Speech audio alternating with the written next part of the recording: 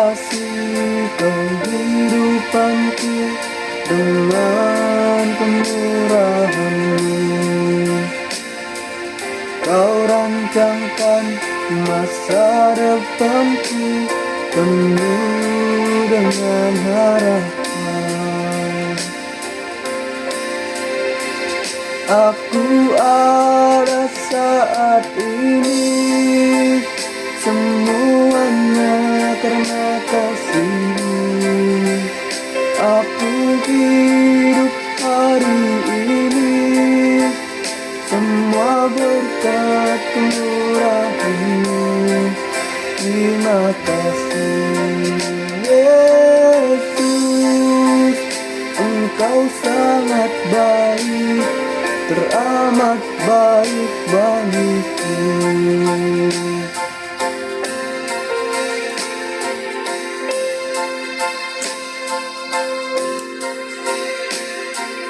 Kau hiasi kehidupanku dengan kemurahan-Mu. Kau rancangkan masa depanku penuh dengan harapan. Aku ada saat ini, semuanya karena kasih-Mu. Aku hidup hari ini, semua berkat kemurahan-Mu. Terima kasih Yesus, Engkau sangat baik, teramat baik bagiku.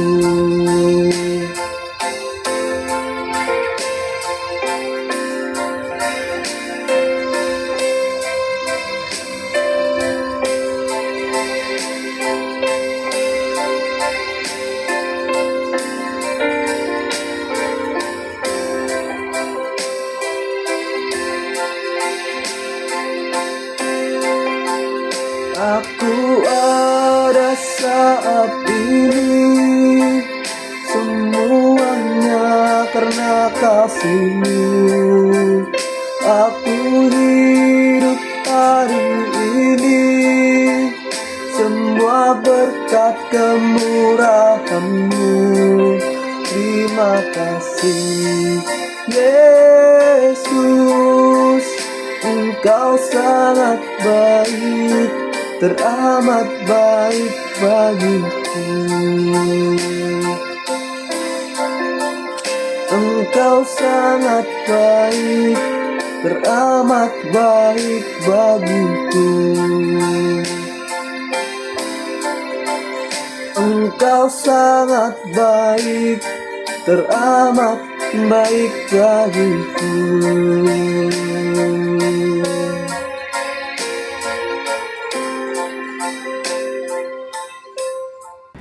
Shalom teman-teman yang terkasih di dalam Tuhan, sungguh bersyukur kepada Tuhan. Ya sekali lagi kita bisa datang beribadah kepada Tuhan.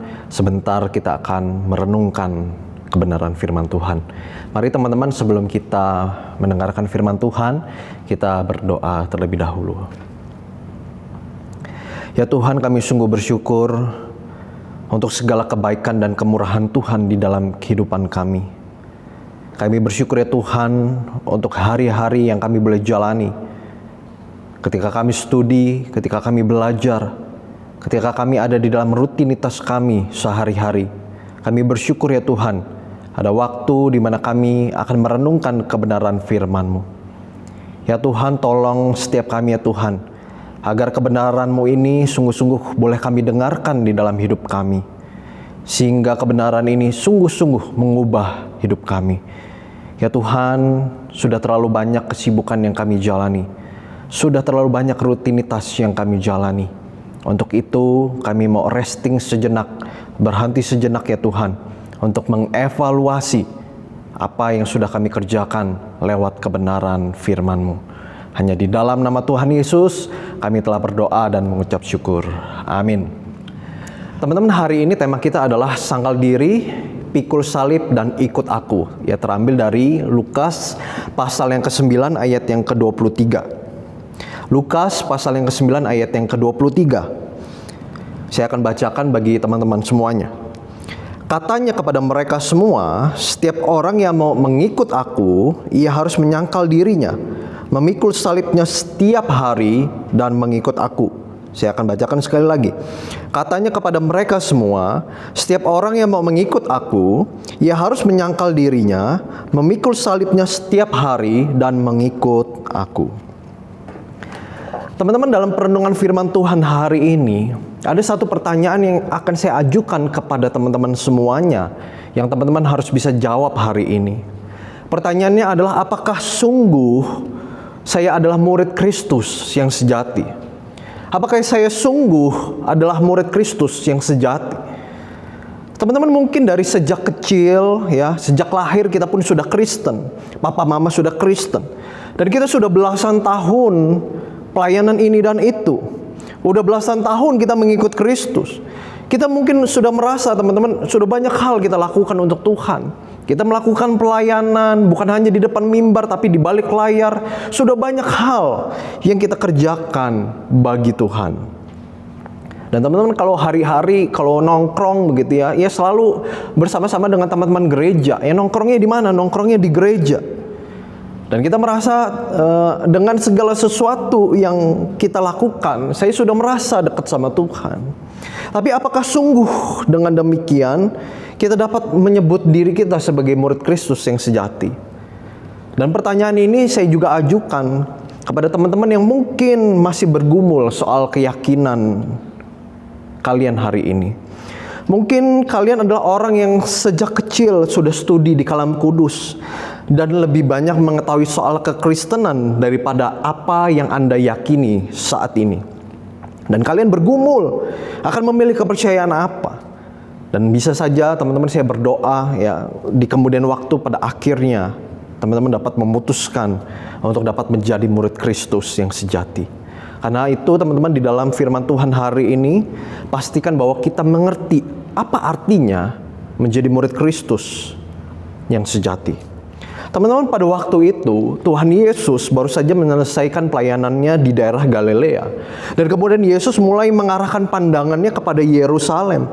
Yesus waktu itu mulai mempersiapkan para pengikutnya untuk kematian dan kebangkitan Yesus yang semakin mendekat. Yesus pada waktu itu bukan hanya sekedar menjelaskan secara pribadi kepada murid-muridnya tentang misi dan pelayanannya, kematian dan kebangkitannya, tetapi dia juga berbicara kepada banyak orang pada waktu itu bagaimana menjadi murid Kristus yang sejati.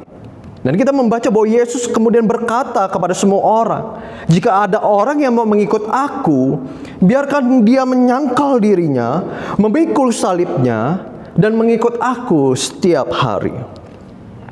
Teman-teman, karena itu ini menjadi sangat clear sekali, ini menjadi sangat jelas sekali bahwa panggilan kita di tengah-tengah dunia ini itu sudah dijelaskan, sudah dikatakan oleh Tuhan Yesus sendiri, bahwa panggilan kita adalah panggilan untuk mengikut Yesus sebagai seorang murid. Bahkan Tuhan Yesus sangat gamblang sekali di sini mengatakan bahwa ada kriterianya loh menjadi murid Kristus yang sejati itu. Dan kriterianya apa, teman-teman? Paling tidak ada 3 hal. Yang pertama adalah menyangkal diri, yang kedua adalah pikul salib, dan yang ketiga adalah mengikut Tuhan Yesus. Dan mari kita bahas satu demi satu. Apa yang dimaksud dengan menyangkal diri? Teman-teman, sebelum saya menjawab apa itu menyangkal diri, mari kita kemudian berkaca kepada diri kita sendiri. Sebagai seorang manusia, kita tahu dan bahkan kita mengalaminya, bukan? Bahwa kecenderungan manusia yang sudah jatuh di dalam dosa adalah kita ingin menjadi Tuhan atas diri kita sendiri. Kita ingin segala sesuatu itu kita yang atur gitu, kita yang putuskan, dan kita merasa bahwa segala tindakan, perkataan, pikiran kita, hati kita yang itu kita lakukan sudah tepat dan benar. Sehingga kemudian keterlibatan Tuhan di dalam hidup kita itu menjadi sangat minim. Dan lagi, bukankah manusia itu sejatinya sangat mencintai dirinya? Kita ini kan suka narsis, suka individualis, suka egois. Kita ini haus pujian. Kita ini suka tidak mau mengalah, teman-teman. Kita ini ingin selalu didahulukan. Dan pada akhirnya yang terpenting adalah aku. Nah teman-teman, yang dimaksud dengan menyangkal diri ini apa sih?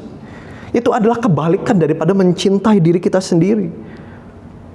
Kebalikan daripada kita menjadikan Tuhan atas diri kita sendiri. Dan menyangkal diri ini merupakan sebuah kesadaran penuh bahwa kita bukanlah pemilik kehidupan ini. Dan jangan sampai teman-teman kita merasa bahwa kita ini adalah pemilik dunia ini, sedangkan Tuhan dan lainnya itu ngontrak. Kita harus sadar bahwa yang punya kehidupan kita adalah Tuhan. Dan bahkan ya teman-teman, bukan hanya itu. Tuhan Yesus itu kemudian membeli kita dengan tubuh dan darah yang tercurah, supaya kemudian kita dapat keluar dari belenggu-belenggu dosa dan menjadi manusia-manusia yang baru. Artinya teman-teman, ini sekarang jadi tuan, yang jadi bosnya adalah Tuhan. Artinya teman-teman, hidup kita itu bukan hidup yang sembarangan lagi dong harusnya. Kita tuh harus hidup di dalam agendanya Tuhan, bukan di dalam agendanya kita. Nah, seringkali teman-teman kita itu kan ngatur diri kita sendiri dengan agenda-agenda kita, dengan keinginan-keinginan kita, dengan kemauan-kemauan kita. Kita melibatkan Tuhan itu sangat dikit sekali gitu ya. Kalau kita lagi susah gitu, kita lagi menderita, kita cari Tuhan. Kalau kita lagi senang, happy begitu ya, kita lupa sama Tuhan. Teman-teman, sekali lagi, yang menjadi Tuhan di dalam kehidupan kita, yang menjadi bos dalam hidup kita itu adalah Tuhan itu sendiri. Dan yang seharusnya mengatur itu adalah Tuhan. Jadi yang harus kita perlu lakukan adalah ikuti agendanya Tuhan, bukan agendanya kita. Dan yang kedua teman-teman adalah memikul salib. Teman-teman, pada zaman Romawi, seseorang yang dijatuhi hukuman salib itu akan dipaksa untuk memikul salibnya sendiri begitu ya, sampai kepada tempat dijatuhi hukuman ya. Dan ini juga seperti yang dilakukan oleh Tuhan Yesus begitu ya. Dia kemudian kan disalibkan begitu ya teman-teman. Dia membawa sendiri, memikul sendiri salibnya sampai kepada tempat penyalibannya. Nah teman-teman, dengan cara ya supaya mereka itu dipertontonkan, dipermalukan begitu ya. Nah teman-teman, tentu apa yang dimaksud oleh Lukas itu bukan kita tuh real mengangkat salib gitu ya ke tempat penyaliban, nggak seperti itu ya teman-teman. Tetapi apa yang dimaksud oleh Lukas itu adalah penggambaran bahwa kehidupan seorang murid tuh harusnya begitu tuh. Kita harus menjalani hidup seolah-olah kita tuh dijatuhi hukuman mati. Kita tuh harus hidup di mana kita itu hidup mati gitu ya, mati terhadap nilai-nilai dunia yang tidak sesuai dengan kehendak Tuhan. Dan teman-teman, kita perlu waspada nih dan berhati-hati. Sebab dunia ini tidak pernah berhenti kemudian membawa kita untuk kita semakin serupa dengan dunia ini. Dan satu hal di mana kita perlu mawas diri adalah bahwa dunia ini selalu menawarkan kepada kita itu kebahagiaan. Ya, kebahagiaan itu kemudian ditentukan oleh apa teman-teman? Ada 3 hal yang paling dicari oleh manusia di tengah dunia ini adalah harta, tahta, dan renata. 3 hal ini yang dicari manusia terus-menerus teman-teman. Dan inilah yang selalu ditawarkan oleh dunia ini. Teman-teman, tetapi apakah 3 hal ini membuat kita kemudian mengalami satu kebahagiaan sejati? Padahal teman-teman, di dalam kekristenan sendiri, kebahagiaan kita itu bukan ditentukan oleh apa yang kita miliki loh, tetapi kepada siapa kita menjalani kehidupan ini. Saya ulangi lagi ya teman-teman. Di dalam kekristenan, kebahagiaan kita itu bukan ditentukan oleh apa yang kita miliki, tetapi kepada siapa kita berjalan di tengah dunia ini. Karena itu teman-teman, Matius 6 ayat yang ke-24 berkata begini, tak seorang pun dapat mengabdi kepada 2 tuan, karena jika demikian ia akan membenci yang seorang dan mengasihi yang lain, atau ia akan setia kepada yang seorang dan tidak mengindahkan yang lain. Kamu tidak dapat mengabdi kepada Allah dan kepada Mammon. Teman-teman, ketika kita mencintai sesuatu lebih daripada kita mencintai Tuhan, ketika kita menggenggam sesuatu lebih daripada kita dekat atau erat dengan Tuhan, maka kita sebenarnya menjadikan segala sesuatu itu menjadi berhala di dalam hidup kita. Karena itu teman-teman, kita nggak bisa mengabdi kepada 2 tuan. Kita harus memilih, kita mau mengabdi kepada Tuhan atau mengabdi kepada sesuatu yang kemudian kita bisa jadikan itu berhala. Karena itu teman-teman, yang perlu kita lakukan adalah kita terus mati bagi nilai-nilai dunia ini, dan kita hidup di dalam nilai-nilai kerajaan Allah. Dan hal yang ketiga teman-teman adalah mengikut aku. Dan apa yang dimaksud dengan mengikut aku adalah di mana kita terus-menerus mengikut Tuhan. Bukan hanya sekali teman-teman dan kemudian selesai. Kita mengikut Tuhan itu setiap saat, setiap waktu, setiap hari, sampai kemudian kita itu berjumpa dengan Kristus muka dengan muka. Dalam terjemahan bahasa Indonesia masa kini dikatakan begini ya teman-teman, terus mengikut aku. Nah, berkaitan dengan mengikut Yesus, mungkin seringkali kita punya pendapat begini ya teman-teman. Saya di gereja itu berbeda dengan kehidupan saya ketika saya menjadi pelajar. Dan berbeda pula ketika saya ada di rumah. Pendapat ini tentu saja tidak benar teman-teman. Kita mungkin seringkali memisahkan antara yang rohani dan rohana begitu ya. Kalau di gereja kita hari Minggu kita rohani luar biasa, kita memuji Tuhan. Tapi di hari Senin sampai hari Sabtu kita menjadi rohana. Tidak seperti itu teman-teman. Nah, ibadah kita yang sejati adalah ibadah yang kita bawa setiap hari di dalam kehidupan kita. Bukan hanya di hari Minggu, tetapi di hari Senin sampai hari Sabtu.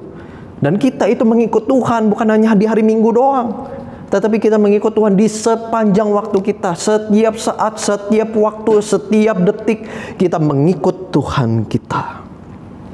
Mau dilihat orang, tidak dilihat orang, kita itu berintegritas teman-teman. Kita itu bisa mencintai Tuhan setiap waktu, setiap saat, setiap hari. Dan inilah teman-teman yang dimaksudkan oleh hal yang ketiga adalah mengikut aku. Teman-teman, sebagai anak-anak muda, saya juga pernah muda ya teman-teman. Kita mungkin ingin banyak mengaktualisasi diri. Kita ingin coba ini dan itu gitu ya. Kita itu ya haus akan penerimaan lah. Kita tuh haus akan pujian gitu ya. Dan kita ingin coba ini dan itu. Pada akhirnya teman-teman kita bisa aja mengalami sebuah kecanduan di dalam kehidupan kita. Dan apa yang seringkali dilakukan oleh anak muda adalah kecanduan pornografi misalnya. Ngerokok setiap hari. Bagi yang mungkin udah pacaran mungkin udahlah mulai coba grepek-grepek pasangannya begitu ya. Dan pada akhirnya bukan hanya grepek-grepek, kemudian melakukan hubungan seksual yang belum pada waktunya. Dan mungkin kita merasa bahwa apa yang kita lakukan ya itu biasa-biasa saja. Semua orang juga melakukan itu kok. Banyak orang juga melakukan itu. Kenapa saya harus nggak lakukan itu? Sedangkan orang lain juga banyak melakukan itu. Pada akhirnya teman-teman kita kemudian bisa menjadi kecanduan. Ya mungkin pertama kali kita mencoba itu kita deg-degan, waduh ini gimana ya begitu. Tetapi karena sudah biasa melakukan, pada akhirnya biasa-biasa aja. Ini udah nggak merasa bahwa ini dosa. Kita udah nggak deg-degan lagi. Kita udah merasa biasa-biasa saja karena kita sudah sering melakukannya. Teman-teman, ya banyak anak-anak muda berkata begini ya. Aku ini kan masih muda. Jangan terlalu banyak atur aku ini dan itulah. Aku ini ingin bebas. Aku ingin freedom gitu ya. Nah teman-teman, perkataan-perkataan begini ini adalah perkataan yang seringkali menjadikan diri kita tuh sebagai Tuhan. Kita merasa bahwa Tuhan itu nggak memperhatikan kita. Tuhan itu nggak melihat kita. Nggak masalah kita melakukan ini dan itu. Nggak peduli. Aku ingin bebas. Aku ingin freedom. Teman-teman, saya mau mengatakan begini ya. Segala sesuatu yang kita lakukan tanpa kita menyertakan Tuhan di dalamnya, itu tidak akan pernah membawa kebaikan apa-apa. Segala sesuatu yang kita lakukan tanpa menyertakan Tuhan di dalamnya, itu tidak akan membawa kebaikan apa-apa dalam diri kita. Hal tersebut malah justru akan membawa kita semakin buruk dan terpuruk. Apalagi kita sampai lebih mencintai dosa, menikmati dosa daripada mencintai Tuhan kita. Karena itu teman-teman, mari kita merenung bersama-sama. Apakah sungguh di sepanjang hidupmu kamu ingin terus mencintai dosa dan menikmatinya? Apakah itu menjadi satu kebahagiaan sejati di dalam hidupmu? Teman-teman, panggilan Yesus dalam hidup kita sangat jelas. Dia ingin kita menjadi murid-murid Kristus yang sejati. Yang ingin kita menyangkal diri, memikul salib, mengikut Dia setiap waktu. Dan apakah ini mudah? Sama sekali tidak mudah. Ada banyak tantangan di kanan kiri kita. Ada banyak godaan di kanan kiri kita. Tetapi apakah yang kita jalani ketika kita mengikut Tuhan Yesus ini worth it? Tentu saja ini sangat worth it. Ini sangat berharga sekali. Karena apa teman-teman? Tuhan itu sudah membeli kita loh. Dengan dirinya. Dan saya percaya teman-teman, ketika Tuhan membeli diri kita dengan dirinya, maka saya percaya Tuhan itu nggak akan pernah tinggalin kita. Tuhan itu akan bersama-sama dengan kita loh. Karena itu teman-teman, maukah pada hari ini teman-teman memutuskan di dalam hati, aku mau loh menjadi murid Kristus yang sejati. Tolong aku Tuhan. Aku tahu ada banyak godaan di sana sini. Aku tahu ya Tuhan, aku masih ada dosa-dosa favorit di dalam diriku. Tapi Tuhan tolong aku rindu menjadi murid-murid-Mu yang sejati. Kiranya teman-teman firman Tuhan yang boleh kita renungkan bersama-sama boleh memberkati kita dan mengingatkan kita. Panggilan kita adalah panggilan menjadi murid Kristus yang sejati. Mari kita berdoa. Tuhan, terima kasih untuk kebenaran firman-Mu. Kami tahu ya Tuhan, panggilan-Mu sangat jelas bagi setiap kami. Panggilan menjadi murid Kristus yang sejati. Tapi kami tahu ya Tuhan, ini bukan panggilan yang mudah. Ini panggilan yang sulit. Karena kami melihat ya Tuhan, ada banyak hal di sekitar kami yang jauh lebih menarik daripada mengikut Tuhan. Dosa-dosa, kebahagiaan yang semu, itu semua menyenangkan hatiku ya Tuhan. Tapi kok kayaknya ikut Tuhan itu susah. Mesti pikul salib, mesti sanggal diri. Gak gampang dengan aturan ini dan itu. Ya Tuhan, tolong kami untuk kami bisa mengerti dan memahami bahwa seberapa berharganya Engkau memanggil kami. Kami adalah manusia berdosa, kami gak layak, tapi Engkau berikan diri-Mu sendiri ya Tuhan. Sehingga hidup kami ini berharga, hidup kami ini worth it. Tolong kami ya Tuhan, supaya kami menjadi murid-murid-Mu yang sejati. Di tengah segala tantangan, di tengah godaan, kami rindu ya Tuhan mempersembahkan diri kami yang terbaik untuk Tuhan. Tolong dan bantu kami ya Tuhan. Biarlah kebenaran firman Tuhan ini sungguh-sungguh ya Tuhan, membangunkan kehidupan kerohanian kami. Hanya di dalam nama Tuhan Yesus kami telah berdoa. Amin. Shalom, Tuhan berkati teman-teman semuanya.